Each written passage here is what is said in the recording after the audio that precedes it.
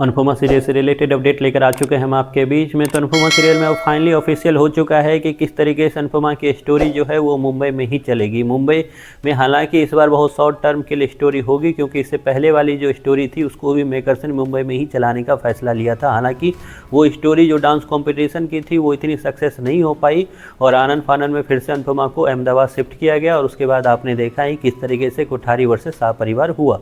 लेकिन अब सवाल ये उठता है कि किस तरीके से होने वाली है मुंबई की स्टोरी और कैसे लीप के बाद चीज़ें बदलती हुई आपको दिखेगी। जहां एक तरफ से इस बार अनुपमा अकेले नहीं गई है, परी और ईशानी उसके साथ गई है, तो वहीं पे दूसरी तरफ परी और ईशानी जो अभी काफ़ी ज़्यादा एक तरह से प्रताड़ित है किससे, तो कोठारी परिवार से। तो क्या ईशानी और अनुपमा और ख़ास करके परी जो है वो बदला लेंगे कोठारी परिवार से? कोठारी परिवार का कितना कुछ बदलने वाला है, अंतरकलह जो स्टार्ट हुई है वो किस मोड़ तक जाएगा, और साथ ही साथ इस बार अनुपमा जो है किस तरीके की स्टोरी रहने वाली है मुंबई में। क्योंकि इससे पहले जो मुंबई गई थी अनुपमा, वहाँ पर हमने देखा है काफ़ी लाचार और बेबस नज़र आ रही थी अनुपमा जब तक वो डांस कॉम्पिटिशन स्टार्ट नहीं हुआ था। जहाँ हमने देखा कि पिछली बार अनुपमा दूसरों के घर में काम कर रही थी, डांस कर रही थी, ना चाहते हुए भी डांस करना पड़ा क्योंकि एक कॉम्पिटिशन उसे जीतना था। तो उसी तरीके से इस बार जो है ना अनुपमा किसी के घर में काम करेगी ना ही डांस करेगी, वो इस बार अपनी तकदीर आजमाएगी एक्टिंग के क्षेत्र में। जी हाँ, इस बार अनुपमा आपको एक्टिंग के क्षेत्र में नज़र आएगी और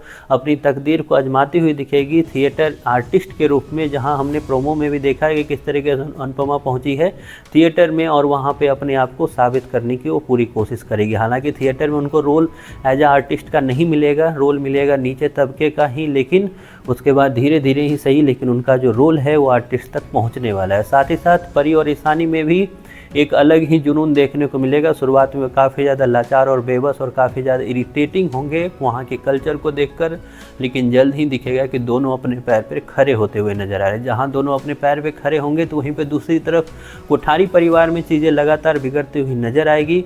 जहाँ अनुपमा के बच्चे जिनको अब तक ठुकराया गया वो बच्चों में प्रोग्रेस देखने को मिलेगा। अंश के साथ साथ जो है बात कर रहे हैं राही और प्रेम वहाँ मौजूद हैं, राही और प्रेम में काफ़ी ज़्यादा ग्रोथ देखने को मिलेगा। तो वहीं पर राजा काफ़ी ज़्यादा अपने आप को संभालता हुआ नहीं दिखता हुआ नजर आएगा। एक अलग ही हालत होगी राजा की जो आपको जल्द दिखाने वाले हैं मेकर। तो वहीं पे अंतरकलह में सब लोग जो हैं एक दूसरे से बातचीत करने के मूड में नहीं होंगे। लेकिन ये सब चीज़ें तब आपस में मिलने वाली है, क्योंकि ये स्टोरी जब स्टार्ट हुई थी उस वक्त भी मेकर्स ने एक ही दाव खेला, वो खेला बिजनेस का। बिजनेस और बिजनेस ही था जिसने गौतम को कहाँ तो कोठारी परिवार में एंट्री दिलाई थी। बिजनेस ही था जिसने माही की शादी गौतम से कराई गई थी और बिजनेस ही था जिसमें पराग कोठारी जो अंधभक्त बना गौतम का, और वो बिजनेस के क्लाइंट ही था जिसमें पराग कोठारी किसी और की नहीं सुनी उसने और बिल्कुल गौतम पे भरोसा किया। तो फिर से बिजनेस के ही मायने जो हैं कोठारी परिवार को नीचे की तरफ लेकर जाएंगे, खास करके तब जब अनुपमा और उसकी बेटियां जो है अच्छे खासे पैसे